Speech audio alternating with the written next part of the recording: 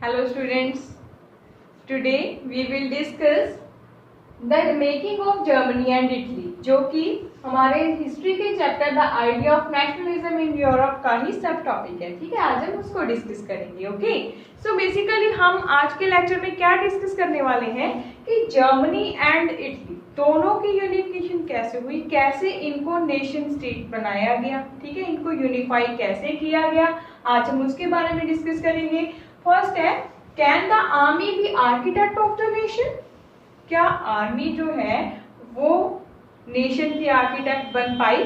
तो ये हमें कैसे पता चलेगा जब हम इसको स्टडी करेंगे। ओके, फर्स्ट जो है यूनिफाइड जर्मनी। पहले हम जर्मनी एंड इटली की यूनिफिकेशन में से पहले हम देखेंगे कि जर्मनी को यूनिफाई कैसे किया गया। ओके, सो यहाँ पे देखो फर्स्ट पॉइंट जो लिखा हुआ है, after 1848 nationalism moved away from in association with democracy and revolution.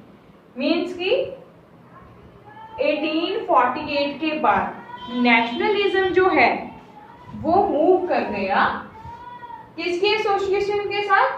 Democracy and revolution की। ओके, 1848 के बाद नेशनलिज्म जो है वो डेमोक्रेसी एंड रेवोल्यूशन दोनों के ही साथ मूव कर गया। ठीक है, बाहर हो गया। क्यों? उसका रीजन था क्योंकि पहले लिबरल जो थे वो इसको यूनिफाई करना चाहते थे जर्मनी को, बट वो अनसक्सेसफुल रहे। तो अब ये जो नेशनलिज्म जो था वो किसके हाथों में आ गया? कंजर्वेटिव्स के हाथों में। ठीक है, तो कंजर्वेटिव जो थे उन्होंने कोशिश की कि कैसे वो जर्मनी को यूनिफाई कर सकते हैं। ओके, सो देखो जो यहाँ पे इसका फर्स्ट पॉइंट बन रहा है, nationalist feelings were widespread among German middle class. अब जर्मन को यूनिफाई करना था तो जर्मन के जो मिडिल क्लास थे, मैंने आपको पहले भी बताया था कि मिडिल क्लास में कौन कौन से लोग आते हैं?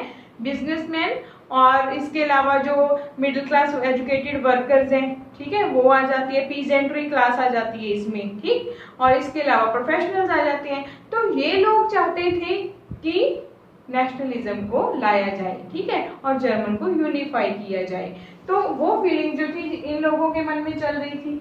In 1848, German attempt to unify different regions of German Confederation into a nation state. अब जर्मन यहाँ पे क्या चाहता था कि पहले देखो ना कि जब हम यहाँ पे जर्मन की बात कर रहे हैं, जो आज जर्मन नेशन स्टेट है, हम उसकी बात नहीं कर रहे। बेसिकली हम उन रीजन्स की बात कर रहे हैं जहाँ पे जर्मनी बोली जाती थी, जर्मन लैंग्वेज बोली जाती थी, हम उन रीजन्स की बात कर रहे हैं। सो उन रीजन को यूनिफाई करना मेन पर्पस था, इनको एक नेशन स्टेट बनाना, ठीक है, इकट्ठा करके। तो उस टाइम पे इसको नेशन स्टेट बनाने के लिए 1848 में बहुत सारे अटेम्प्ट किए गए, ठीक है, ताकि इन जो डिफरेंट रीजन्स हैं जहाँ पे जर्मन लैंग्वेज बोली जाती है उनको इकट्ठा करके एक नेशन स्टेट बना दिया जाए। अब इसको नेशन स्टेट बनाने के लिए लिबरलिस्ट जो थे वो भी इसको नेशन स्टेट बनाना चाहते थे, और जो कंजर्वेटिव्स थे वो भी बनाना चाहते थे। लिबरलिज्म अपने तरीके से बनाना चाहते थे और कंजर्वेटिव्स अपने तरीके से इसको बनाना चाहते थे। लेकिन ये जो लिबरलिस्ट जो थे इनके एफर्ट्स जो है वो अनसक्सेसफुल रहे। क्यों? क्योंकि ये जो कंजर्वेटिव्स हैं, क्योंकि हमने यहाँ पे लिखा है ना कि 1848 के बाद नेशनलिज्म जो था वो मूव कर गया है ना, मूव करके कहाँ चला गया? कंजर्वेटिव्स के पास। पहले कहाँ था? लिबरलिज्म के पास। ठीक है, तो ये जो कंजर्वेटिव्स जो थे उन्होंने क्या किया? लिबरल्स को रिप्रेस कर दिया। कैसे? By monarchy plus military and large land owners. ठीक है, उन्होंने लिबरलिस्ट्स को रिप्रेस करने के लिए monarchy, military and large land owners की हेल्प ली। ठीक है, और इन लार्ज लैंड ऑनर्स को जंकर्स भी बोला जाता है। ये आपका 1 मार्क का क्वेश्चन आ सकता है कि who were the Junkers. Okay, so इस तरीके से उन्होंने लिबरलिस्ट्स को तो साइड कर दिया है। ठीक, तो अब लिबरलिस्ट्स तो अनसक्सेसफुल हो गए। अब कंजर्वेटिव जो थे वो चाहते थे जर्मनी को यूनिफाई करना। तो इसमें अब आप पूछोगे मैम ऑटो वॉन बिस्मार्क क्या कर रहा है? ये जो ऑटो वॉन बिस्मार्क है ये बेसिकली जर्मन का चीफ मिनिस्टर था। ओके, सो ये जर्मन का चीफ मिनिस्टर था और इसने आर्किटेक्ट का रोल प्ले किया जर्मन की को यूनिफाई करने के प्रोसेस में। ओके, वैसे तो ये जो प्रशिया, क्योंकि जर्मन जो है रशियन आर्मी की हेल्प से ही यूनिफाई हो पाया। ठीक है, तो इसमें क्या किसने हेल्प की थी? Prussian army and bureaucracy help the Bismarck, ठीक है, और ब्यूरोक्रेसी ने, दोनों ने ही हेल्प किया था। ठीक, अब ये जो प्रशिया की आर्मी है और ब्यूरोक्रेसी है जिसने की बिस्मार्क की हेल्प की थी जर्मन को यूनिफाई करने में, अब ये ऑटो वॉन बिस्मार्क ने इसमें क्या करना था, जर्मन को यूनिफाई करके किसको दे देना था, प्रशियन किंग विलियम वन, ठीक है, जिसको ये यहाँ पे लिखा हुआ है new German empire headed by Kaiser William one. अब यहाँ पे कैजर मतलब किंग, प्रशिया में किंग को कैजर बोला जाता था, कैजर, ठीक है। सो विलियम वन जो था उसको किसने ऑटो वॉन बिस्मार्क ने जर्मन को यूनिफाई करके इसको दे देना था। ठीक, तो अब ये जो ऑटो वॉन बिस्मार्क है इसने जर्मन को यूनिफाई किया, कैसे, with the help of Prussian army bureaucracy की हेल्प से, ठीक है। 3 times war in 7 years means कि ऑटो वॉन बिस्मार्क को जर्मन को यूनिफाई करने के लिए 3 times वॉर करना पड़ा 7 years में। तो वो वॉर इसने किस किस के साथ किया, Austria, Denmark and France. Austria, Denmark and France, फेड के नाम से आप इसको लर्न कर सकते हो। इन तीनों कंट्रीज के साथ इसने वॉर किया और वॉर करके प्रशिया की विक्ट्री हुई, क्योंकि वॉर ऑटो वॉन बिस्मार्क ने अकेले तो किया नहीं था, उसने मिलिट्री की यानी आर्मी की और ब्यूरोक्रेसी की हेल्प ली थी, ठीक है। और वो आर्मी एंड ब्यूरोक्रेसी कहाँ की थी, प्रशिया की, ठीक। सो प्रशियन गेट विक्ट्री, तो प्रशिया को इसमें सक्सेस मिल गई।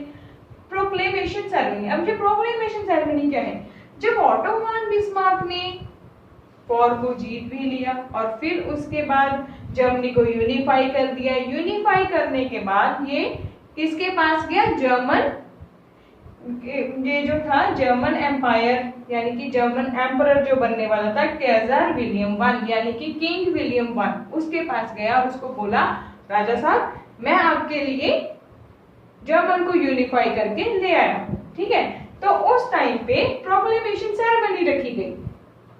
तो ये सेरेमनी कहाँ रखी गई, this ceremony was held in hall of mirrors in Versailles. Versailles में जो हॉल ऑफ मिरर्स पैलेस था वहां पे ये सेरेमनी रखी गई। ये आपको 1 मार्क का क्वेश्चन भी आ सकता है कि प्रोक्लेमेशन सेरेमनी जो है वो कहाँ रखी गई, है ना। सो वो रखी गई हॉल ऑफ मिरर्स, जो कहाँ था, वर्सलिस में, ओके।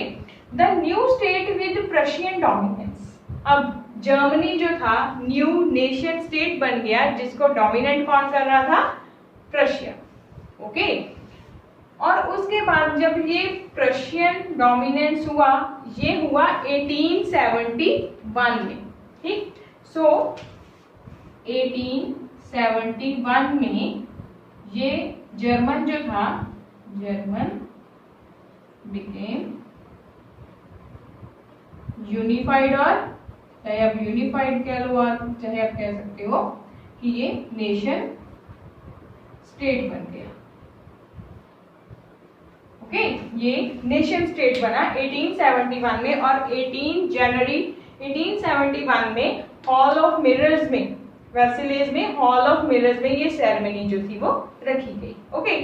सो उस टाइम पे प्रशियन डोमिनेंस के अंडर अब जर्मन जो कि एक न्यू नेशन स्टेट बना था उसमें इन्होंने चेंजेस किए, कैसे, प्रशियन डोमिनेंस के अंडर करेंसी को मॉडर्नाइज किया गया, जर्मन की करेंसी को, बैंकिंग सिस्टम लेके आएगा और इसके साथ साथ लीगल सिस्टम भी अपडेट किया गया, ठीक है। ये जर्मनी जो कि एक न्यू नेशन स्टेट बन चुका था, सारे चेंजेस उसमें किए गए, मॉडर्नाइजेशन करेंसी की गई, बैंकिंग किया गया, लीगल सिस्टम, ये सब किसके अंडर किया गया, प्रशियन डोमिनेंस के अंडर, ओके। अब इसमें हमने क्या समझा कि कैसे जर्मनी को यूनिफाई करने में लिबरल्स के क्या एफर्ट से, पर वो अनसक्सेसफुल रहे। कंजर्वेटिव्स ने जोर लगाया, मोनार्की और bureaucracy plus large land owner के साथ मिलकर लिबरल्स को क्या कर दिया, रिप्रेस कर दिया, ठीक है। और फिर उसके बाद ऑटो वॉन बिस्मार्क आया, उसने जो कि जर्मनी का चीफ मिनिस्टर था और उसने आर्किटेक्ट का रोल प्ले किया यूनिफिकेशन ऑफ जर्मनी के लिए। फिर प्रशिया आर्मी एंड ब्यूरोक्रेसी के साथ मिलके 7 ईयर्स में 3 वॉर्स की, डेनमार्क, ऑस्ट्रिया एंड फ्रांस के साथ, और विक्ट्री हासिल की। और फिर उसके बाद जर्मनी को यूनिफाई करके किसको दे दिया, कैजर विलियम वन यानी कि किंग विलियम वन को, ठीक है। अब जर्मन का जो हेड था, हेड एम्परर था वो कौन था, केजर विलियम वन। तो इस तरीके से जर्मन को यूनिफाई किया गया। अब हम आगे करेंगे कि इटली की यूनिफिकेशन कैसे की, ठीक है, इटली को यूनिफाई कैसे किया गया, फिर हम आगे उसको डिस्कस करेंगे। ओके।